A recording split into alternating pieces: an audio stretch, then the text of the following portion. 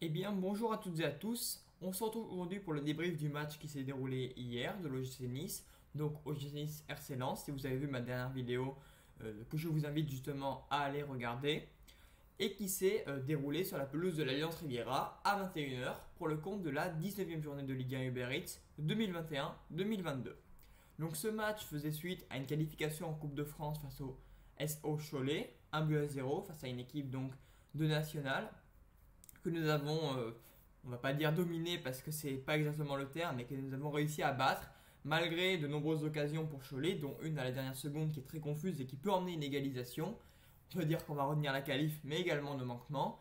Et surtout en Ligue 1, grâce à une victoire 2 buts à 1 face au Stade Rennais, à l'extérieur donc, où nous avions mené 2-0 avant d'être surdominés en seconde période et de tenir, pas le 2-0 vu que nous avons subi une réduction de l'écart, mais le 2-1 jusqu'à la fin du match, notamment grâce à un bel arrêt de Walter Benitez. Nous affrontions donc Lens qui était 6ème avant le coup d'envoi et qui pouvait, en cas de victoire assez large, au moins 3 buts à 0, passer devant nous, donc devant le l'OGC Nice, après la 19e journée. Donc pour recevoir cette formation de Lens, nous alignons un 4-4-2 avec Benitez dans les buts qui reprenait sa place après que Boulka ait assuré le match de Coupe de France, Attal et Barr en arrière latéraux, Todibo Dante en charnière centrale, Boudaoui, Rosario Lemina et Cleuil Verte au milieu de terrain et une pointe à deux d'Olbert Guiri, Delors étant sur le banc, s'étant fait légèrement mal face au SO Cholet. Du côté de Lens, nous avions une formation en 5-3-2 ou 3-5-2, hein, ça dépend, avec trois arrières centraux, Aydara, Wu et Gradit, Frankowski et Klaus en arrière latéraux, plutôt en piston, Doucouré, Fofana, Cahuzac au milieu de terrain et une pointe à deux avec Kalimundo, Mwinga, David Costa. Nous allons tout de suite passer à l'analyse linéaire, donc minute par minute de ce match. Donc ce qui marquait le début de ce match, c'est avant tout l'ennui. Nice semble maîtriser, Lens ne voit pas vraiment le jour, mais il n'y a pas vraiment d'occasion franche. On est dans la moitié de terrain lensoise, voilà, il n'y a pas de réelle occasion de but. Au fur et à mesure que le match avance, ça va un petit peu se décanter. Comme vous voyez, il y a un avertissement pour Aydara.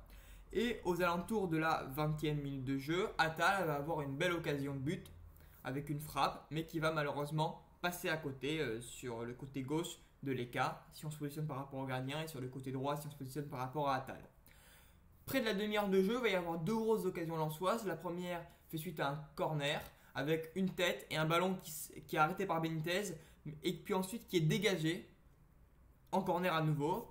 Donc c'était vraiment très chaud cette occasion. On aurait pu prendre le premier but, mais malheureusement pour nous, ça va pas tarder puisque quelques minutes plus tard, suite à un mauvais dégagement, je ne sais pas de quel joueur l'histoire, mais un mauvais dégagement qui se transforme en chandelle, le ballon revient sur un joueur lensois qui la donne à Arnaud Kalimundo à la limite du hors-jeu. Kalimundo qui frappe très fort sur Benitez entre ses jambes. Benitez freine le ballon, mais il parvient tout de même à franchir la ligne de but largement. Hein. Il n'y a pas eu besoin d'avoir recours à la goal line technologie, je ne sais pas pour l'arbitre, mais à l'écran c'était évident. Le ballon était largement, entièrement rentré dans les buts de Benitez. On va pas dire que c'est une boulette du gardien parce que la frappe était quand même assez forte, mais il aurait pu être plus efficace ici Benitez pour arrêter ce tir, au moins le repousser ou le détourner en corner. La fin de première période, elle est peut-être un petit peu meilleure pour le Nice, mais toujours pas d'avalanche d'occasion sur le but du gardien lensois. Et enfin, dans le temps additionnel de la première période, on va pouvoir assister à la meilleure occasion du gym par Youssef Attal une nouvelle fois. Hein. Les deux occasions du gym sont venues par Attal avec un centre de la gauche vers la droite de Guiri et une frappe d'Attal, mais qui va être malheureusement pour nous repoussée par les cas. À la mi-temps, Lens mène 1-0 contre le cours du jeu. Alors en seconde période, Lens joue plus haut. Nice, même si on semble quand même avoir un petit peu élevé notre niveau de jeu, on n'arrive toujours pas à avoir de réelles situations, de réelles occasions. Et on voit revenir le spectre des scénarios des matchs face à Strasbourg, face à Metz et encore bien d'autres, où nous n'avions pas réussi à revenir après avoir encaissé l'ouverture du score. Toutefois, c'est pas ce qui va se produire. Parce que, un peu après l'heure de jeu, 63e minute de jeu, centre de la droite vers la gauche, un joueur semble surpris, il prend le ballon sur la tête, ça revient sur Lemina qui place une reprise de volée puissante, placée relativement acrobatique, qui trompe les cas, un but partout. Bravo à Lemina. Premier but sous les couleurs du gym. Il sort dans la foulée. Il avait été légèrement touché en première période, mais je ne pense pas que c'est dû à ça. En tout cas, belle sortie pour lui puisqu'il sort juste après avoir marqué et juste après avoir permis à Nice d'égaliser. Ensuite, il va y avoir évidemment un petit peu plus de folie. Toujours pas un jeu flamboyant, un jeu léché. Mais au moins, on sent que le public pousse un petit peu plus et qu'on peut peut-être potentiellement marquer ce deuxième but. Dolberg va céder sa place à Delors. Et 80e minute de jeu, rush de Justin Kluivert qui avait été pas mal actif dans ce match sur son côté gauche. Il rentre dans la surface, il élimine plusieurs joueurs lensois. Et enfin, il place une frappe, premier poteau de l'EK, puissante et bien placée. Je ne sais pas si le gardien aurait pu l'arrêter. En attendant, ça fait 2-1 pour Nice. Alors, on a évidemment peur ensuite que Lens puisse revenir au score. Il va y avoir plusieurs changements, mais pas de réelle occasion de France. Il y aura un dernier corner où l'EK va monter, ça sera repoussé et l'arbitre ne nous laissera pas tenter de marquer dans le but vide. Je ne sais même pas, peut-être qu'il y avait des défenseurs lensois qui couvraient. En tout cas, c'est pas le plus important. Nice s'impose 2-1 face à Lens pour cette 19e journée de Ligue 1 2021-2022. Au niveau des statistiques, la possession a été légèrement en notre faveur, mais pas de manière écrasante. 55-45 pour un match domicile, c'est pas énorme. On a fait un peu plus de passes que Lens, on les a un peu mieux réussi, un tout petit peu plus de corners. Ils ont commis un peu plus de fautes et ils ont eu plus de cartons jaunes que nous. Par contre, ils ont moins tiré au but, 8-9, mais ils ont plus cadré, 4-3. Et finalement, on a plus pu tromper le gardien sur nos frappes cadrées. Peut-être que Benitez a été meilleur. Il a arrêté notamment en première période une belle frappe sur un rush d'un joueur lensois. Et ça nous a permis de conserver donc cet avantage jusqu'au bout. 2-1 pour le Nice.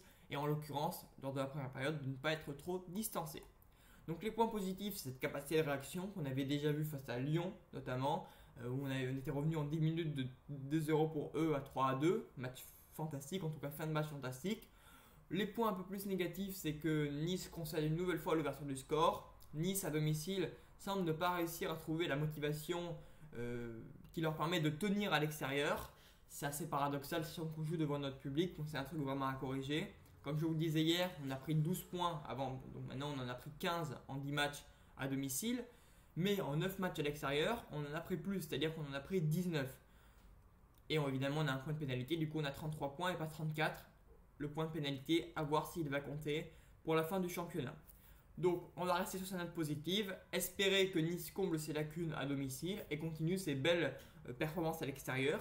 Parce que, bon, je rêve un petit peu, mais mine de rien, nous ne sommes qu'à 13 points du PSG. Donc en gagnant un ou deux matchs de plus à domicile, on aurait peut-être pu pas forcément jouer les troubles faits, il ne faut pas non plus être démagogue, mais au moins peut-être se mêler, être un adversaire potentiel, être la fameuse équipe, comme le soulignait Dave Apadou, qui n'existe pas, l'équipe régulière qui met ne serait-ce que faiblement en danger le PSG. Là ça alterne beaucoup parce qu'il y a des victoires, des défaites, et ça aurait pu être nous si on avait mieux maîtrisé certains matchs. Mais bon, d'autres équipes auraient pu également le prétendre en maîtrisant mieux certains matchs. Merci à tous d'avoir regardé cette vidéo, je vous invite à cliquer sur l'icône de l'écran de fin pour regarder ma dernière vidéo qui était un peu plus générale sur cette première partie de saison de Nice, un vrai bilan de cette phase aller, sauf évidemment le match de hier soir que je débriefe maintenant. N'hésitez pas à liker la vidéo, c'est très important, à vous abonner, à activer la cloche pour être au courant des prochaines vidéos. Merci à tous, je vous souhaite de passer de joyeuses fêtes, au revoir.